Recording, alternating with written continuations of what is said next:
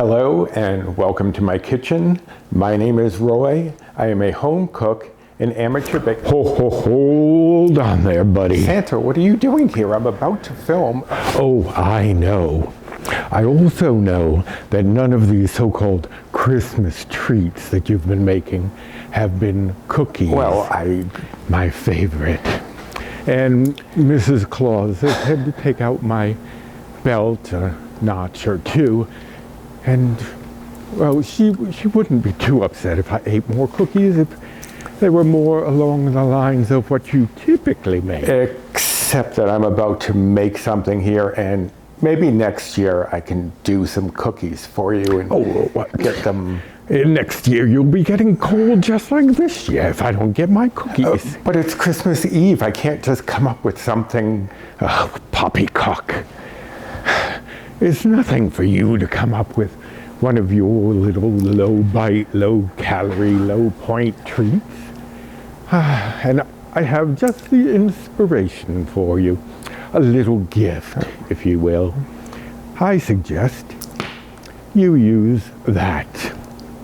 And I expect to have my cookies or else. Ho, ho, ho. Rudolph, stop nibbling on that thing. You don't know where it's been. Okay. Cinnamon. I guess I'll see what I can come up with. I don't want to get Santa mad. Not again.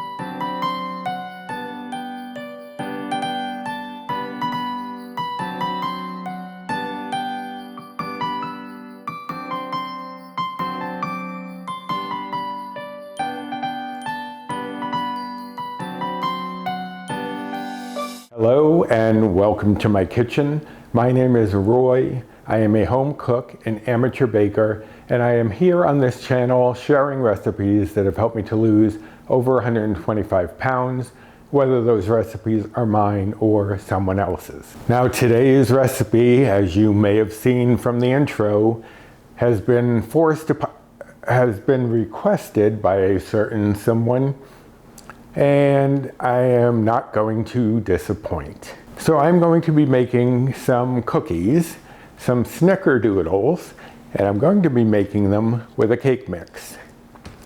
May seem odd, but just wait. They are very tasty with a great chewy texture.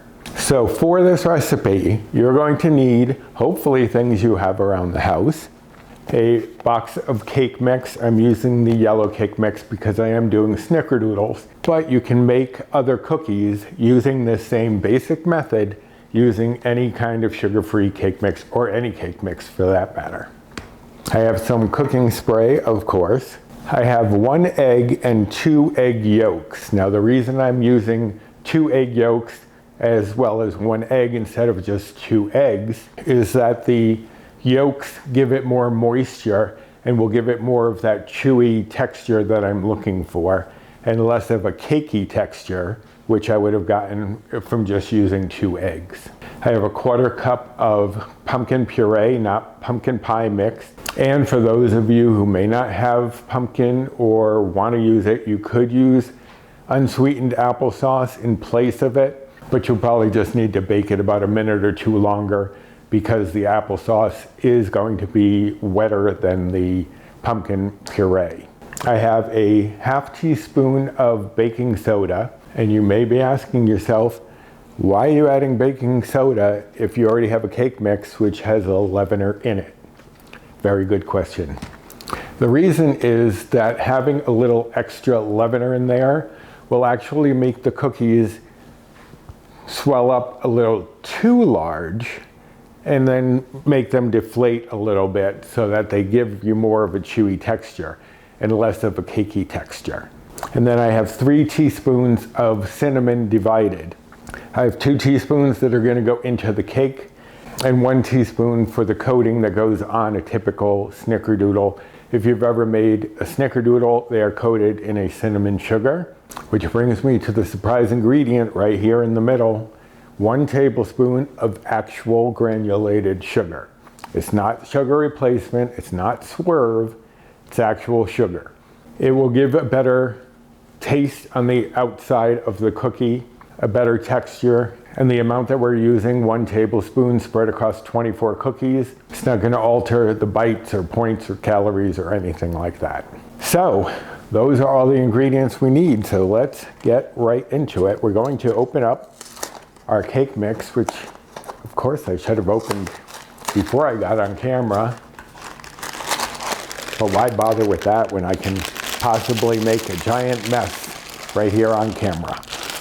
And also make crinkling noises in the microphone for you. Just what everyone needs.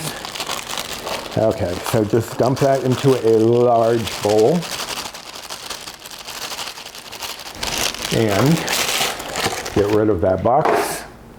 Then we are going to add in the baking soda and the 2 teaspoons of cinnamon. And we're just going to whisk this together. Now these come together really pretty quickly as far as the mixing goes. But once we mix them, because it's going to be a relatively sticky dough, you don't want to try rolling them out right away. So we're going to refrigerate them for about an hour or so. Okay, so that looks pretty well incorporated. Now I'm going to switch to my silicone spatula here. We don't need the sugar or the teaspoon of cinnamon, and knowing me, I might accidentally throw them in if I don't move them aside. We're going to add in our pumpkin and our egg and our 2 egg yolks. As I said, having egg yolks in there instead of just another egg is just going to add some richness and some fat that we're not going to get from the pumpkin puree. Typically in cookies you'll have butter or something, and this addition of an extra yolk will help us with the texture of these cookies. So we're just going to mix this until it comes together. It's going to be very dry and crumbly for quite some time. We're just going to have to keep mixing it, and I like to press down and of course scatter some on the countertop. And just keep mixing until it comes together. So let me finish this and I'll be right back to show you what it looks like. Okay, so we are almost there. You can see there's still a little powderiness, so I'm just folding that over and pressing it in, making sure that that all gets incorporated. Gotten that pretty well into one big cohesive mass. And that's what you want. Now it's going to be slightly tacky, sticky, not tacky like the shirt. What we're going to need to do so that we can roll them out and put them in our sugar without any concerns about getting that all over our hands, we're going to throw this in the refrigerator for at least an hour. You can do it for longer if you needed to go run to the store or what have you. But I will put this in the refrigerator, chill this down, and we'll be back to roll out our cookies. Okay, so the dough has been chilling for over an hour.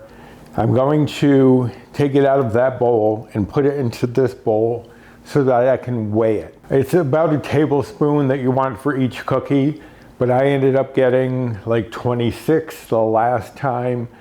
I think I got 27 the time before that. So I just want to weigh them out so that they are all uniform. So I'm going to put my smaller bowl on the scale, and it is zeroed out so that I will only be getting the weight of the cookie dough here. And then what I will do is divide that by 24. This makes 24 cookies. And we will see how much each cookie should weigh. That way I don't have to worry about getting my cookie scoop out and measuring that way. I can just do it with a regular spoon and check to make sure that they are correct. Okay, so about 25, 26 grams to each. So what I'm going to do is zero my scale out. So then when I take any of this dough out, it'll show me what I'm taking out. So I can make sure it's about 25, 26 grams. 21, 23, 24, 25. Okay, so I'm just gonna loosely roll it into a ball, clear that out again, and do the same thing. I'm gonna keep going until I have all 24 rolled out, and I will be right back. Okay, this is a very sticky dough, which is why I refrigerated it, and I didn't have as much trouble the last time when I used the cookie scoop, probably because I didn't have the lights on, and also my hands were warming it up. So you could easily use a scoop if you'd prefer to not make too much of a mess. But I have all 24 rolled out over here. I'm going to clear this up and this, and I'll be right back. Okay, so my hands are clean for the moment. They're probably gonna get a little messy again. But what we're going to do, because Snickerdoodles have that classic cinnamon sugar coating on them, so I'm going to take my tablespoon of sugar and add my teaspoon of cinnamon and just mix those together in this small bowl. You just want it to be uniform color so you're not seeing heavy patches of the white sugar or the brown cinnamon. You want to make sure it's pretty consistently mixed, and it is. And my neck is giving me a few issues. Now, as far as the dough being sticky, you could spray your hands with a little cooking spray. I've seen some recipes that when you have a sticky dough, they recommend you wet your hands, but I find that actually makes the dough more wet and actually stick more. So I would probably opt for the cooking spray, and my oven is set right now to 325 degrees. We're gonna do it at a low temperature for a little bit longer, because if it's too warm, it'll start to get that what they call oven spring, where it starts to inflate and get puffy and cakey, and we don't want that. So we're gonna go low and slow, just 325, and let it gently cook so that it doesn't give us that cakiness. Okay, so we're gonna take each of our balls of dough, just run it in our hands again, then run it around in our sugar and cinnamon. Place that there. Now we're gonna do this twice, because the first time is gonna get most of the cookie covered, but you really want that cinnamon sugar flavor. So we're gonna amp it up by doing a double roll. So let me get all these coated the first time, and I'll be back to show you the second go around. Okay, so here's the last one of the first go around, and they're all fairly well coated, but you really want that cinnamon sugar coating these, because that is a classic Snickerdoodle. Now you could change things up if you wanted to make these like a gingerbread Snickerdoodle. Instead of the cinnamon that I put in the dough, you could put the gingerbread spice that I've made and use the gingerbread spice with the sugar to coat them. You could also, as I said before, use chocolate cake and maybe mix some sugar with some powdered peanut butter. You could use a chocolate cake mix and then just put maybe some peppermint on top, or some peanuts, or whatever. So this is versatile. You can play around with it, but this is just the basic one. I wanted to get this Snickerdoodle one out because someone wanted something made with cinnamon. So you got to do what the big guy says. All right, so now that they're all coated, they're a little easier to pick up. Just gonna do it one more time, just to make sure they're well coated in the cinnamon sugar. Then I will show you what we're going to be doing with that glass and cooking spray when I get back. Okay, last one here. And you can see We didn't even use all of the cinnamon sugar, so you can save it for toast or whatever. You're not even using the full tablespoon of sugar. You may be able to get away with a little less, but I like making sure that I have enough to do a double coat and not worry about running out at the last minute. So I prefer going with the tablespoon. Now, as I was saying, you could do variations. I was just thinking some caramel hard candies broken up on these would be good, whether you use the yellow cake mix or the chocolate cake mix.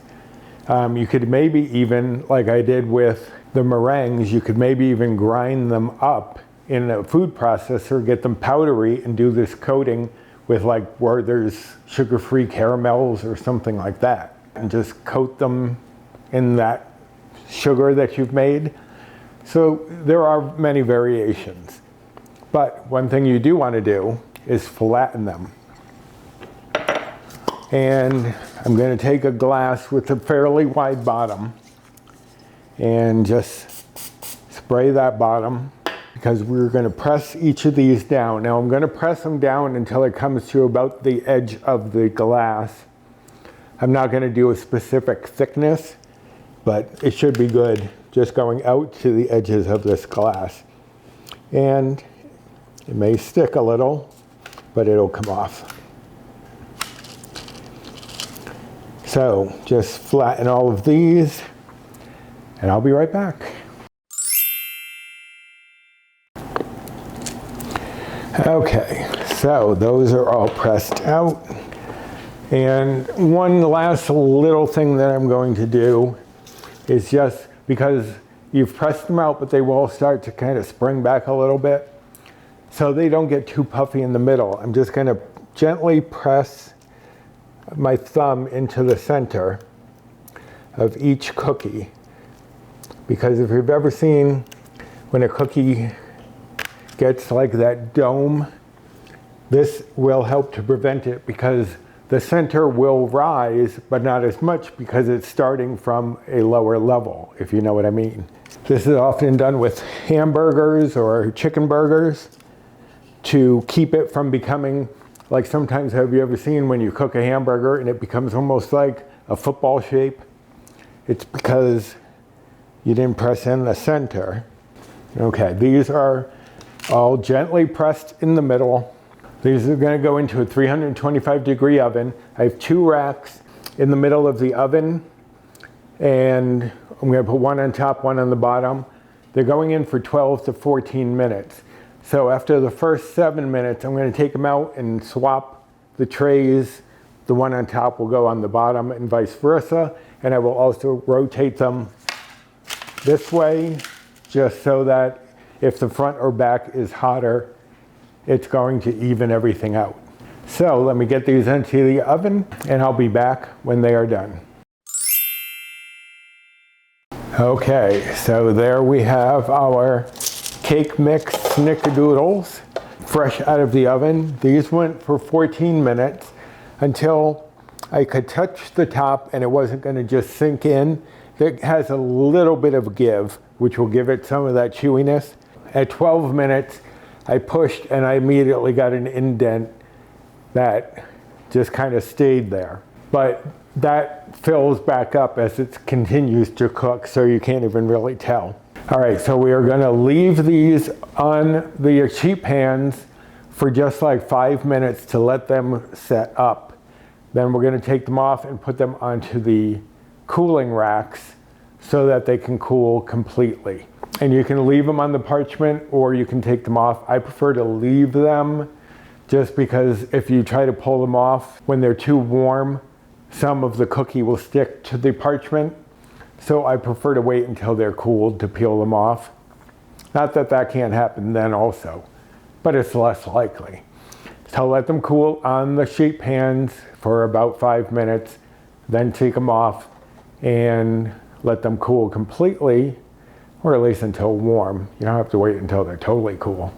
But there you have some quick and easy Snickerdoodles that you can make with a sugar-free cake mix. Now, I'm sure you all want to know what the damage is to your bites, points, calories, or macros If you have one of these cookies, it will be 2 bites or 2 of the old blue points. It would be 3 bites if you had 2 of the cookies. And then it goes back to 2, so that'd be like 5 bites for 3, etc. If you're following calories, these will be 60 calories each. And if you are following macros, the fat would be 1.2 grams, the carbs would be 14.2 grams, and the protein would be 1.2 grams. That's per cookie. And they definitely smell like the holidays. I hope somebody is going to be happy with these. And I don't mean Paul, I mean Santa. But we shall see. It is Christmas Eve, so we'll learn soon enough if I was a good boy or a bad boy. But if you think this was a good video, please give me a thumbs up. I would really appreciate that. Subscribe to my channel if you haven't yet and you are looking for recipes that can help you on a weight loss journey. Share this video or any of my videos if you think there is someone who would be interested in this content. And hit the notification bell for the next time I upload any sort of video. And the recipe for these is down in the description box below on my blog. So just click the link there. It'll take you directly to my blog, and you can then search for Snickerdoodles or just scroll through and look at all the other delicious foods that I have available on there. Some of them I have not done videos for yet, so those will be coming up in the new year. And speaking of the new year, this is going to be my last video for 2021. I'm going to enjoy the holidays and not worry about videos or YouTube or anything else, but just relaxing and hopefully not burning the coal I got in my stocking. Come on, Santa, come through. Anyway, you can also follow me over on social media. Here's my Instagram handle, and there are 2 Facebook groups that I'm part of. One is mine, Recipes with Roy, and the other one is Finding Our Way, W-E-I-G-H. And that one I co-admin with Jennifer Lynn from the Jennifer Lynn channel, as well as Bree Coleman from Balancing Life with Bree. So join us over there, lots of great tips, tricks, recipes, support, etc. So I'm going to get a plate set out for Santa. I got some milk in the fridge, making sure it's chilled nicely. Don't want to upset the old guy. So let me go take care of that, and I will see you next year. Until then, bye.